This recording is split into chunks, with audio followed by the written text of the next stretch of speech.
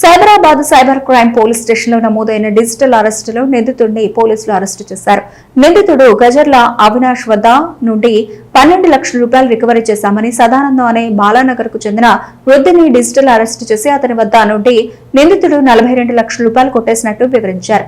15 రోజుల పాటు digital arrest చేసి 42 లక్షల రూపాయలు 4 మ్యూల్ అకౌంట్లలోకి ట్రాన్స్ఫర్ చేసిన అవినాష్ డాటా ఎంట్రీ జాబ్ కోసం కంబోడియా వెళ్లాడని, అక్కడ భారతీయులను లక్ష్యంగా చేసుకుని మోసాలకు పాల్పడే నెట్వర్క్ లో చేరి తర్వాత తానే స్వయంగా కంబోడియా నుండి సైబర్ మోసాలు చేయడం మొదలుపెట్టినట్లు పోలీసులు వివరించారు. ఫిబ్రవరిలో బాలానగర్ లో ఉండే వృద్ధుడికి కాల్ చేసిన నిందితుడు మీ మొబైల్ నంబర్పై 17 కేసులు ఉన్నాయని భయపెట్టాడు. అనంతరం సీనియర్ సిటిజన్ కాబట్టి ఇంట్లోనే విచారణ చేయాలి అని భయపెట్టాడు. వీడియో కాల్లో విచారణ పేరుతో మరో వ్యక్తి వచ్చి మీ మొబైల్ నంబర్ అనేక వివాదాల్లో ఇరుక్కుంది అని భయపెట్టి వృద్ధుడి వద్ద 42 లక్షల రూపాయలు 4 అకౌంట్లలోకి మళ్లించారు. కంబోడియాలో ఉంటూ అక్కడ వాళ్లు కళ్లు కప్పి నిందితుడు అవినాష్ బాధితుడి డబ్బును తెలంగాణ ఐపీలో ఉన్న మ్యూల్ అకౌంట్ లోకి మళ్లించారు. ఇదే కేసులో భాగంగా వైజాగ్, బాంబేకు వెళ్లి అంతకుముందు ఇదే కేసులో 4గురిని అరెస్టు చేశామని, వారిని భిన్న కోణాల్లో విచారిస్తే అవినాష్ విషయం తెలిసిందని, మార్చిలో అవినాష్ ఇండియాకు వచ్చినట్టు సమాచారం అందుకున్న పోలీసులు చాకచక్యంగా అతన్ని అరెస్టు చేశారు. అరెస్టు సమయంలో కమిషన్ కింద అతను తీసుకున్న 12 లక్షల రూపాయలు కూడా స్వాధీనం చేసుకున్నారు. నిందితుడిపై మరికొన్ని కేసులు కూడా ఉన్నాయని, డిజిటల్ అరెస్టులో నిందితుడిని అరెస్టు చేసి అతని వద్ద డబ్బును సీజ్ చేయడం ఇది మొదటిసారని, డిజిటల్ అరెస్ట్ అనేది ఉండదని, ఇలాంటి మోసాల పట్ల ప్రజలు అప్రమత్తంగా ఉండాలని పోలీసులు సూచించారు.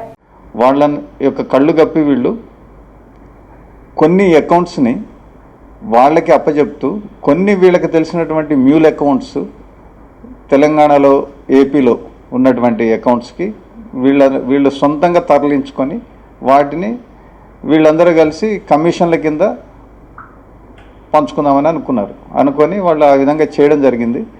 దీన్ని ఛేదించడంలో మా ఏసీపీ గారి యొక్క ఆధ్వర్యంలో సిఐ విజయ్ కుమార్, అతని టీం ఎస్ఐ శ్రీనివాస్ అండ్ సిబ్బంది అంతా కూడా అంటే చాలా హార్డ్ వర్క్ చేసినారు. ఇదే కేసుకు సంబంధించి వైజాగ్కి కానీ బాంబేకి కానీ 2-3 టైమ్స్ వెళ్ళడం, అకౌంట్స్ని పరిశీలించడం, అదేవిధంగా అరెస్టులు చేయడం. దీంట్లో భాగంగా ఆల్రెడీ ఇంతకుముందు ఒక 4గురిని అరెస్ట్ చేసినప్పుడు వాళ్ళు ఎప్పుడు కూడా వాళ్ళ యొక్క కన్ఫెషన్లో క్లారిటీ ఇవ్వలేదు.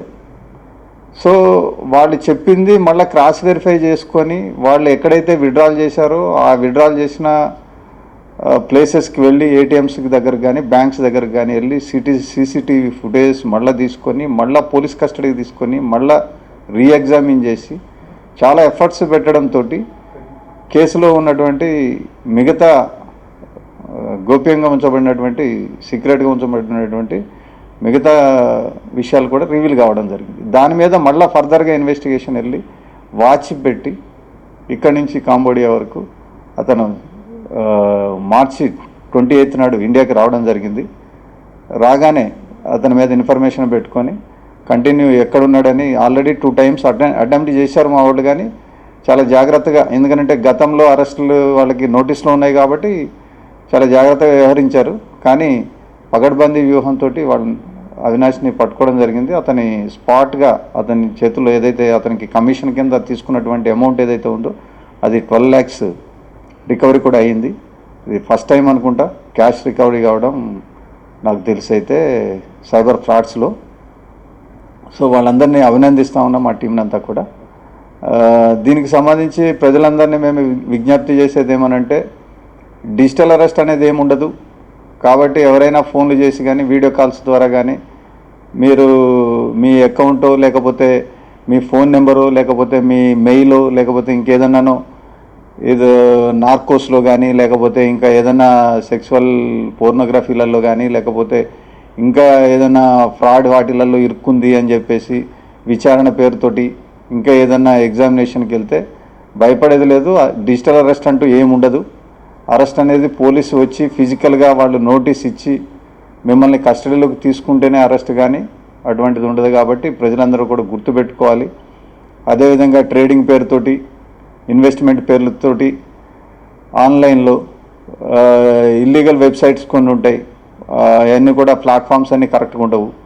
ఏదైతే ఆథరైజ్డ్ ప్లాట్ఫామ్ ఉంటుందో దాంట్లోనే సెర్చ్ చేయడం కరెక్ట్. ఓపీకే ఫైల్స్ పంపిస్తారు.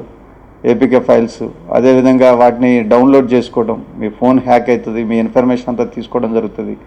అదేవిధంగా OLX పేరు మీద కొన్ని ఐటమ్స్ పెట్టి వాటిని పర్చేజింగ్ అని చెప్తారు. అదేవిధంగా కొన్ని ఐటమ్స్ని మేము పర్చేజ్ చేస్తాము, అమౌంట్ పంపిస్తాము, మీకు ఒక లింక్ పంపిస్తామని చెప్పేసి లింక్స్ పంపిస్తారు. ఆ లింక్స్ ఓపెన్ చేయడం. 341/26 సైబర్ క్రైమ్ పోలీస్ స్టేషన్ సైబరాబాద్కి సంబంధించినటువంటి డిజిటల్ అరెస్ట్ కేసులో ఒక నేరస్తుడిని అప్రహెండ్ చేయడం జరిగింది. అతని దగ్గర నుంచి 12 లక్షల రూపాయలు రికవరీ చేయడం జరిగింది. ఈ డిజిటల్ అరెస్ట్ సదానందం అని చెప్పేసి ఒక సీనియర్ సిటిజన్ బాలనగర్కి సంబంధించినటువంటి వ్యక్తిని దాదాపు 15 రోజుల పాటు డిజిటల్ అరెస్ట్లో ఉంచి 42 lakh రూపీస్ 4 మ్యూల్ అకౌంట్స్కి ట్రాన్స్ఫర్ చేయించుకున్నారు. ఈ అవినాష్ అనే అతను, ఇప్పుడు అరెస్ట్ అయిన వ్యక్తి ఎవరైతే ఉన్నారో అతని డీటెయిల్స్ అవినాష్. ఈ అవినాష్ అనే అతను డాటా ఎంట్రీ కోసం కాంబోడియా ఉద్యోగానికి వెళ్ళాడు.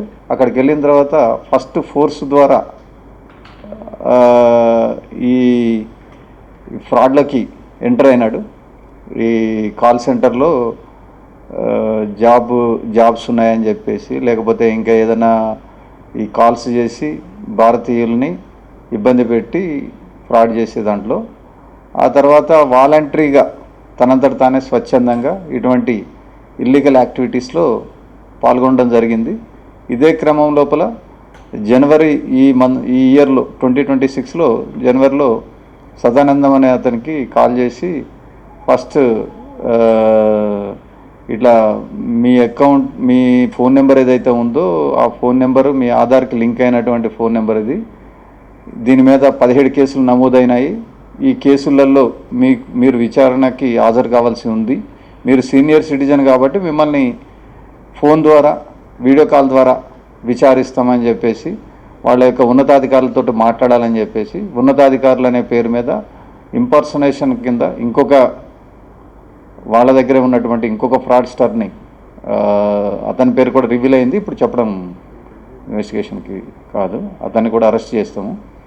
అతను ఉన్నాడని చెప్పేసి అతనితోటి మాట్లాడించి వీళ్ళందరూ కలిసి మీరు మీ మొబైల్ నెంబరు అనేక వివాదాల్లో ఇరుక్కుందని చెప్పేసి వాళ్ళని బెదిరించి వీటన్నిటికీ కొంత డిపాజిట్ అమౌంట్ కట్టాలని చెప్పేసి 4 దశలుగా ఒక 4 అకౌంట్స్లోకి 24 lakhs ఒక అకౌంట్లోకి, 5 lakhs ఒక అకౌంట్లోకి, 7 lakh ఒక అకౌంట్లోకి, 6 lakh ఒక అకౌంట్లోకి 15 days పాటు వీళ్ళు ఈ ట్రాన్సాక్షన్స్ చేశారు.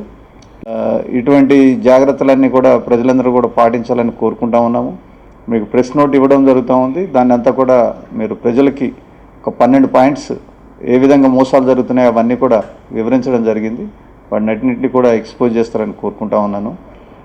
ముఖ్యంగా మనకి గోల్డెన్ అవర్ అని ఉంది. 1930 ఫోన్ నెంబర్ చేసినట్టయితే మనీ పోగొట్టుకున్న తర్వాత 1 hour లోపల కనుక ఆ ఫోన్ నెంబర్కి కనుక ఫోన్ చేసి అకౌంట్ డీటెయిల్స్ కనుక ఇచ్చినట్లయితే కనుక ఆ మనీ హోల్డ్ చేసేదానికి ఛాన్స్ ఉంది. 100% మనకి రిటర్న్ వస్తుంది. ఇట్లా జరిగిన సందర్భాలు కూడా మన దగ్గర ఉన్నాయి. టోటల్ ప్రాపర్టీ కూడా రిటర్న్ వచ్చేదానికి అవకాశం ఉంటుంది. గోల్డెన్ అవర్ దాటిన తర్వాత అదంతా కూడా అదృష్టం మీద ఆధారపడి ఉంటుంది. కానీ ఏదైనా కానీ గుర్తుపెట్టుకోండి, ప్రజలందరికీ మళ్ళీ ఒకసారి చెప్పేది, fraud amount always fraud amount. అది ఎక్కడున్నా కానీ ఫ్రాడ్ అమౌంటే. అది మీ బంధువులు మీకు ఇచ్చి ఉండొచ్చు, లేకపోతే మీరు బిజినెస్ చేస్తూ ఉంటే బిజినెస్ పరంగా ఇంకొక బిజినెస్ మెన్ మీకు ఇచ్చి ఉండొచ్చు. కానీ ఫ్రాడ్ ఆల్వేస్ ఫ్రాడ్. కాబట్టి అటువంటి ట్రాన్సాక్షన్స్ ఏమైనా ఉంటే మళ్ళీ మీరు పర్సనల్గా చూసుకోవాలి. కానీ పోయిన అమౌంట్ ఏదైతే ఉందో అదంతా కూడా ఫ్రాడ్ అమౌంట్. కాబట్టి అది దృష్టిలో పెట్టుకోండి. ఇంకొకటి ప్రజలకి మళ్ళీ విజ్ఞప్తి చేసేది, అకౌంట్స్ మీరు ఎప్పుడు కూడా అద్దెకి ఇవ్వద్దు. మీరు ఎన్ని కష్టాల్లో ఉండనియండి, మీకు ఎన్ని ఇబ్బందులైనా ఉండనియండి, దాన్ని రెంట్కి ఇవ్వడం కానీ, లేకపోతే డబ్బుకు ఆశపడి 1 time కోసం అని చెప్పేసి దాని క్రెడెన్షియల్స్ వేరే వాళ్ళకి ఇచ్చి ఆ అకౌంట్ని మ్యూల్ అకౌంట్ కింద వాడడానికి అవకాశం కల్పించినట్టయితే మీరు కూడా శిక్షార్హులవుతారు. మిమ్మల్ని కూడా నేరస్తులుగా పరిగణించవలసి వస్తుంది. కాబట్టి దీన్ని దృష్టిలో పెట్టుకొని ఎట్టి పరిస్థితుల్లో మీ అకౌంట్స్ని వేరే వాళ్ళకి అద్దెకి ఇవ్వడం కానీ, లేకపోతే వేరే వాళ్ళకి క్రెడెన్షియల్స్ ఇచ్చి ట్రాన్సాక్షన్స్కి సహకరించడం కానీ చేయొద్దని కోరుతా ఉన్నాను.